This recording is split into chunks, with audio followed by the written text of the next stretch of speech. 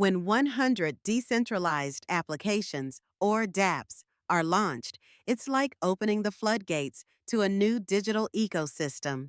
Each DApp represents a unique idea, a solution to a problem, or a new way to interact with technology. The sheer volume of innovation can be overwhelming, but it also creates a vibrant marketplace of ideas. First, let's talk about the diversity of these DApps. You could have anything from decentralized finance platforms that allow users to lend, borrow, and trade without intermediaries, to gaming applications that enable players to truly own their in-game assets. Each DApp brings its own community, its own set of users, and its own culture. This diversity fosters collaboration and competition, pushing developers to innovate and improve their offerings continually. Now, consider the impact on the blockchain network itself. When 100 dApps launch simultaneously, they can create a significant increase in network traffic. This surge can lead to congestion, higher transaction fees, and slower processing times. Users might find themselves waiting longer for transactions to confirm, which can be frustrating. However, it also highlights the need for scalability solutions. Developers are constantly working on ways to enhance network efficiency, which can lead to breakthroughs in technology. Then there's the economic aspect. Each dApp often has its own token or cryptocurrency, which can lead to a flurry of trading activity.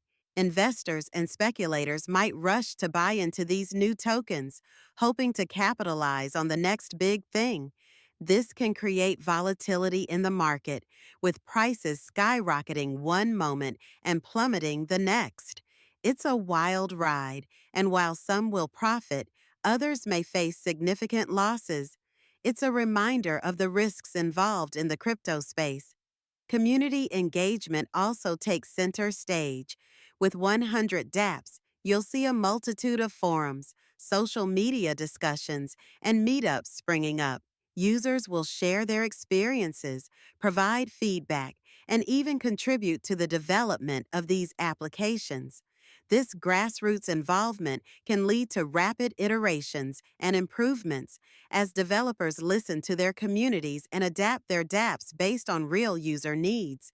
However, not all dApps will thrive. The reality is that many will fail. The market is competitive, and only those that offer real value or solve genuine problems will survive. This natural selection process is crucial for the ecosystem. It weeds out the less viable projects and allows the stronger ones to flourish, ultimately benefiting users in the long run. Security is another critical factor.